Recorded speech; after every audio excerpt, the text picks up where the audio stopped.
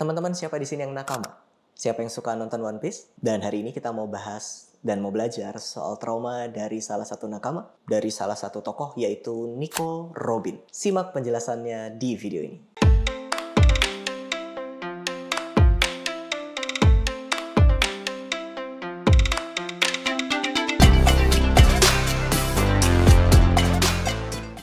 Halo teman-teman, perkenalkan nama saya Dr. Jimmy Ardian, spesialis kedokteran jiwa dari Wellspring Indonesia. Saya seorang trauma terapis. Di channel ini kita akan belajar banyak soal trauma. Kita akan bahas apa itu trauma, kenapa, belajar termasuk dari film, anime, dan lain sebagainya. Dan di khusus membership, saya juga membahas bagaimana memproses trauma, bahasan-bahasan yang lebih dalam, bagaimana menemui memori-memori traumatik, sehingga seseorang bisa belajar secara mandiri untuk memproses ulang memorinya. Bisa cek di membership. Dan sesekali juga saya buat webinar-webinar khusus untuk memproses ulang trauma dengan trauma processing terapi, sebuah metode yang saya kembangkan. Sehingga seseorang bisa belajar lebih terstruktur tentang kenapa, apa yang mengganggunya, bagaimana trauma bisa diproses ulang dengan cara-cara yang sebenarnya tidak terlalu sulit. So, itu dari saya. Hari ini kita mau belajar tentang trauma dari Nico Robin. Nico Robin, buat yang nggak tahu, adalah tokoh di One Piece yang sebenarnya dicari-cari bahkan dia dari kecil karena dia pintar. Dia bisa membaca kata-kata atau huruf-huruf yang pada zaman dia hidup itu udah nggak banyak yang bisa baca. Bahkan pemerintah menganggap yang bisa baca itu penjahat yang harus dikejar atau harus. Dalam One Piece ada kotak-kotak yang berisi sejarah dunia yang hilang. Itu berisi tentang cerita-cerita sejarah dunia dalam 100 tahun periode yang kayak nggak tahu nih, semua orang nggak tahu ini apa yang terjadi dalam periode itu. Dan cerita itu dituliskan di, apa itu bahasanya, batu kali ya, batu yang gede. Dan yang bisa baca cuma orang-orang tertentu, termasuk salah satunya Nico Robin itu. Nico Robin tergabung dalam kelompok arkeologi yang lebih besar, yang tinggal dalam satu pulau, yang memang beberapa orang diantaranya ngebaca itu. Pemerintah tahu dan memburu orang-orang di situ, semuanya dihilangkan nyawanya. Termasuk Nico Robin dikejar.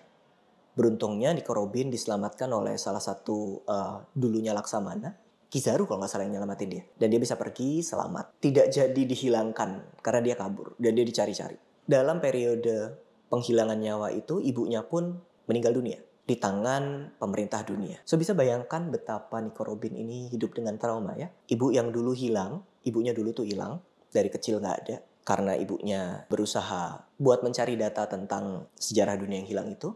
Balik-balik ke pulau untuk ngasih tahu orang di pulau bahwa pemerintah dunia akan menyerang. Pemerintah dunia menyerang, ibunya dihilangkan nyawanya. Nico Robin melihat, Nico Robin pun mau dihilangkan nyawanya, Nico Robin kabur. Bisa bayangin nggak situasi yang rumit bagi seorang anak kecil? Kayaknya penggambaran di situ usia 4-5 tahun. Bisa bayangin ya, betapa menakutkannya hidup di tengah keadaan seperti itu. Sehingga Nico Robin hidup harus sendirian, kabur, nggak punya teman, nggak punya siapa-siapa. Lalu dia, singkat cerita, bertemu dengan Luffy, tokoh utamanya One Piece, di Alabasta kalau nggak salah. Di Alabasta. Dan bosnya dia dikalahkan, lalu semenjak itu Nico Robin ikut oleh Luffy dan kawan-kawan. Salah satu gejala yang dimunculkan di dalam cerita pada momen Alabasta itu adalah Nico Robin ngikut Luffy bukan karena gimana-gimana. Tapi seakan-akan dia kehilangan tujuannya, gua ngapain lagi? Elu yang nyelamatin gua, elu yang ngebuat gua tetap hidup, jadi gua ada di sini. Kira-kira begitu. Karena dia diselamatkan oleh Luffy, dia bertahan di situ. Singkat cerita, kita akan lihat cerita yang agak lain di Enies Lobby. Waktu Nico Robin itu diculik oleh pemerintah dunia untuk nggak tahu mau diapain, mau disiksa dan lain sebagainya kali. Untuk diambil datanya dan lain sebagainya. Tapi Luffy kejar. Pada saat dikejar, Nico Robin juga enggan untuk langsung bilang, iya aku mau diselamatkan. Enggak. Di dalam pikirannya dia harus diam, mengizinkan dirinya menderita buat teman-temannya. Seakan-akan gak apa-apa untuk mengorbankan dirinya. Gak apa-apa untuk membiarkan dirinya menderita.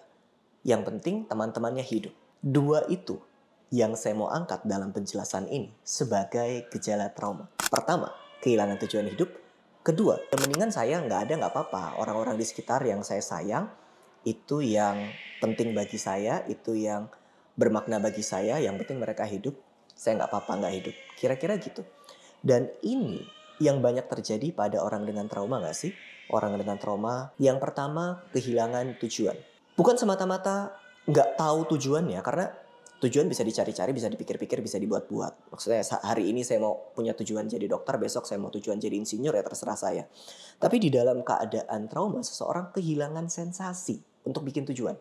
Jadi mau dipikir secara logis, renungkan secara logis mana yang lebih potensial untuk dilakukan, itu tetap nggak bisa. Seseorang jadi kehilangan sensasi untuk bikin tujuan, padahal tujuan itu alamiah. Anjing kita bukain pintu, dia tahu tujuannya. Kucing juga tahu tujuannya. Tapi manusia yang punya trauma, kehilangan sensasi untuk bisa milih tujuan. Sehingga caranya untuk punya tujuan adalah pulih dari trauma. Bukan gimana mikir-mikir punya tujuan. Bagaimana Nico Robin kemudian punya tujuan? Ada benturan besar di sana. Luffy menyelamatkannya pada saat dia ada di krokodil. Luffy menjadikan dia ingat kalau dia penting dan berharga. Sehingga Nico Robin punya tujuan baru saat ini. Nggak semata-mata diam-diam saja. Nggak semata-mata cuma ngikut-ngikut aja. Sampai sini masuk akal ya? Dan ketika seseorang sudah punya tujuan, kadangkala orang dengan trauma menetapkan tujuannya juga agak ekstrim. Sehingga ekstrimnya adalah aku punya tujuan, tujuanku teman-temanku bahagia. Yang penting teman-temanku bahagia, aku nggak ada nggak apa-apa. Padahal buat teman-teman ya kebahagiaan kita bersama itu yang penting. Aku tidak berencana mengorbankanmu untuk hidupku. Aku tidak berencana membiarkan kamu ditangkap, menderita di sana, disiksa di sana, dan aku bahagia di sini. Enggak. Sehingga penempatan seseorang ketika punya tujuan dalam konteks trauma kadang juga ekstrim. Aku nggak apa-apa menderita, yang penting tujuanku dia bahagia. Kelihatan kayak people pleaser nggak sih? Betul sekali. Yang penting orang lain happy, yang penting orang lain dapat tujuannya. Aku tempatku di sini, tujuanku adalah membuat kalian bahagia, aku menderita. Which doesn't make sense. Hingga akhirnya Luffy datang menembakkan Usopp menembakkan tembakan untuk membakar bendera pemerintahan dunia itu, menyatakan perang sama pemerintahan dunia untuk mengambil ulang Nico Robin. Nico Robin setuju bahwa iya, tolong selamatkan aku mau hidup. So perjalanan Nico Robin bukan hanya sekedar menunjukkan perjalanan. Ini menunjukkan perjalanan pemulihan trauma. Dari gak punya tujuan jadi punya tujuan, dari tujuannya ekstrim yang penting orang lain jadi bisa melihat ke dalam, melihat kebersamaan, melihat kita bersama-sama di sini, bukan cuman aku mengorbankan diriku, ngerti maksudnya ya? So, kita bisa belajar dari Nico Robin. Pemulihan terjadi tidak secara ekstrim, harus mengorbankan diri, orang lain bahagia, tidak punya tujuan, kebersamaan, tertawa bareng, berjuang bareng, itu pun adalah tanda pemulihan yang baik. So, di situ Nico Robin sudah menjadi lebih baik dari sebelumnya, sehingga bisa bersama-sama melanjutkan perjalanan sampai seterusnya. Ya, yang nonton udah kejauhan susah nih. Saya bahasnya anime baru-baru soalnya. Mau bahas sampai Egghead, jadi traumanya jauh, harus jelasin dari awal. Buat teman-teman yang kayaknya tertarik sama segmen yang kayak gini, menjelaskan lewat anime, boleh kasih hint dong tokoh siapa yang mau kita bahas untuk belajar tentang trauma. Terserah dari mana. Biar kita bisa seru-seruan bareng. Bingung ngebahas trauma pakai bahasa ringan tuh gimana? Jadi boleh kasih ide di kolom komentar. Buat teman-teman yang merasa video ini bermanfaat, boleh klik like, subscribe, dan komen. Share sebanyak-banyaknya pada nakama-nakama yang lainnya. Sehingga kayaknya itu dulu video hari ini. Sampai jumpa di video selanjutnya. Bye-bye.